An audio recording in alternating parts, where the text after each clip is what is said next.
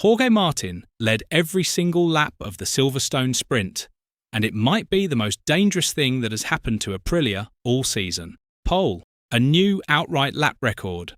All 3 podium steps on Aprilia machinery, except the rider who finished closest to Martin was not his factory teammate, and both Ogura and Martin have already told Aprilia they are leaving. The man they rebuilt this season around came home third with a piece of bone missing from his knee. Every outlet filed the same headline: Aprilia domination.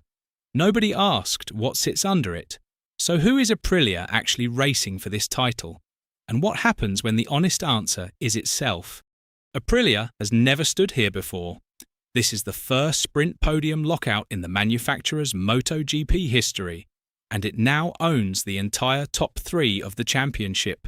That is a statistic a factory frames and hangs in hospitality. But a championship does not pay a factory. It pays one rider, and Aprilia currently has 3 men separated by 27 points, riding machinery it builds, taking points off each other every weekend. The threat at Silverstone never came from Ducati. It came from the other side of a garage wall Aprilia does not fully control, and it starts with something Martin carried in from Barcelona. Martin arrived in England with a problem that had nothing to do with straight-line speed. After a crash-strewn Barcelona weekend, he had lost his feeling with the front end, and it followed him into the summer break. The fix was not a new part. It was a retreat. Martin and his crew went back through the data from the opening months and reinstalled the base setup that had been winning. Friday, though, belonged to somebody else.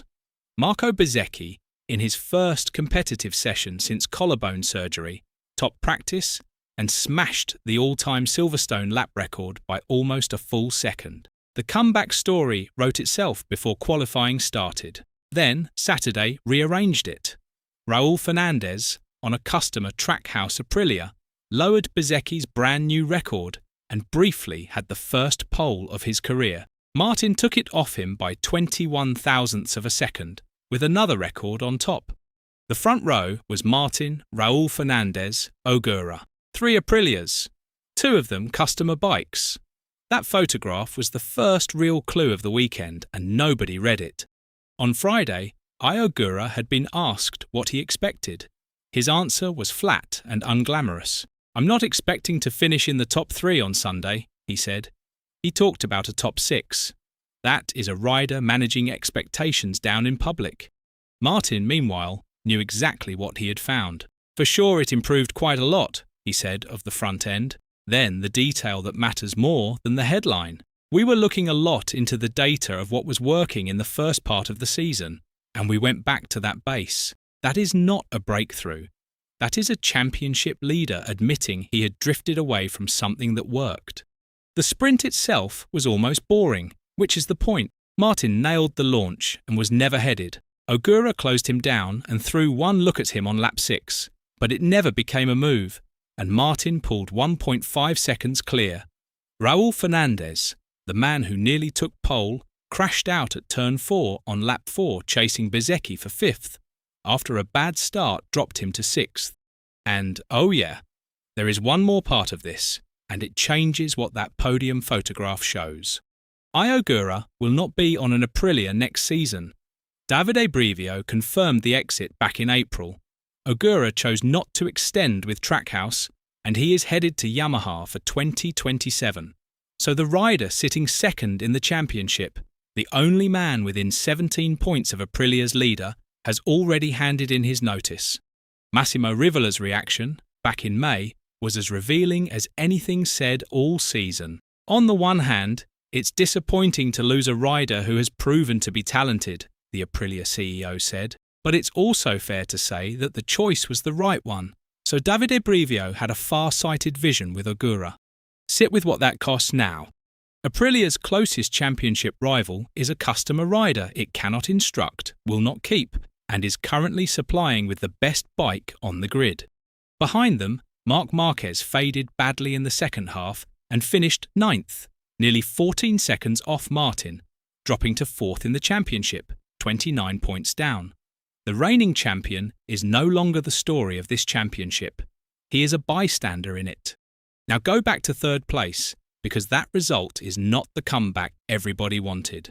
Bezzecchi passed Marc Marquez on lap 5 and took Fabio Di Giannantonio at Copse for the podium, and he did it while barely holding himself together. His own description is not the language of a man building a title run. The pain is still there, because at the end it's like a fracture.